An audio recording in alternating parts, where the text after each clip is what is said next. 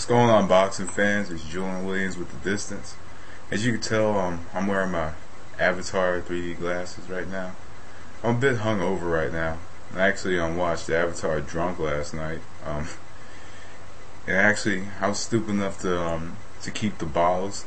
Or something, I don't know what I did when I was drunk, but I got two of these Smirnoff ices here, watermelon flavor.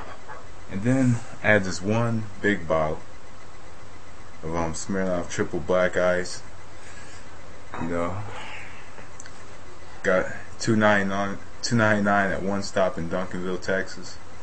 But anyway, in all seriousness, welcome to The Distance. My name is Julian Williams. That was kind of my attempt at black humor a bit. It wasn't really that funny, but I actually did watch Avatar drunk last night. I'm telling you, it's a very trippy experience when you watch that movie drunk. Anyway, I'm not promoting alcoholism, but anyway, matchup happened last night. We had two big matchups last night.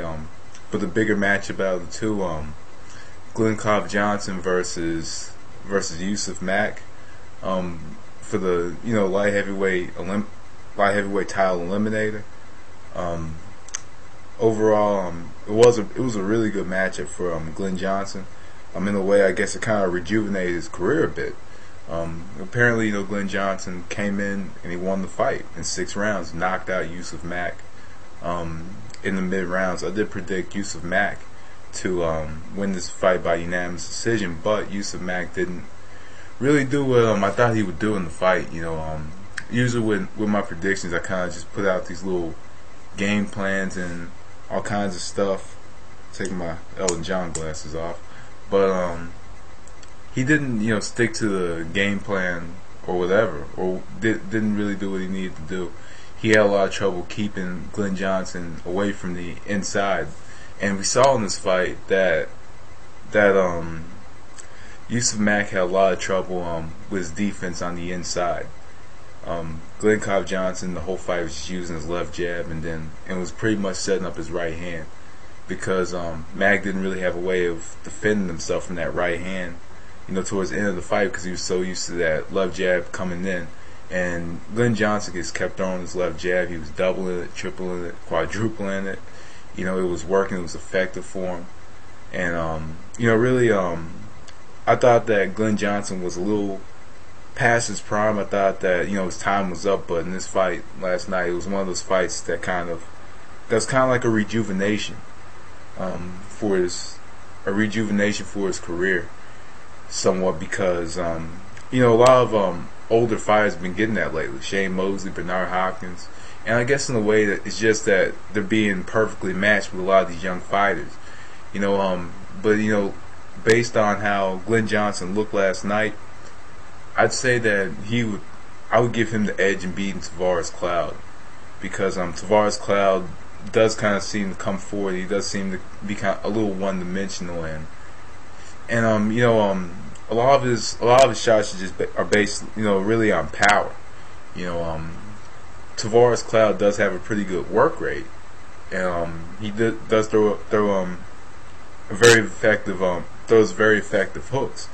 But it's different because Tavares Cloud's never faced a fighter that's going to come towards him, and he's going to be there all night. And it's going to be very hard to take out. Clinton Woods was that rugged opponent for him.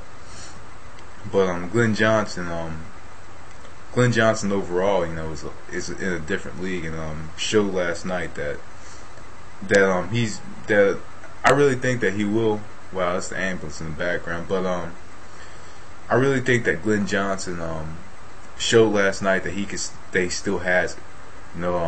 I guess, with him saying last year, Bernard Hopkins, kind of inspired him to do much better as a light heavyweight, or at 40 years old at light heavyweight.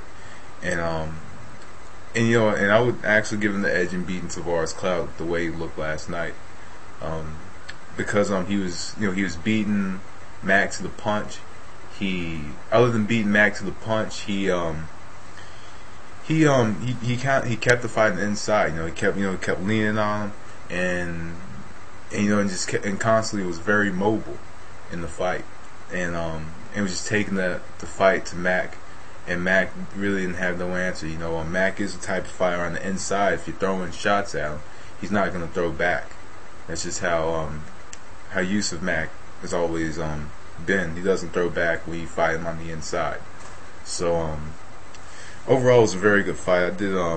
I gave Mack like 2 rounds in the whole fight. It was 4-2 leading up to the knockout, and but overall, it was a pretty good scrap between Johnson and Yusef Mack, and really I hope to see I'm really looking forward to this Tavares Cloud Glen Johnson probably later this year. I'm really looking forward to that. But anyway, that was the distance. Thanks for watching. Peace.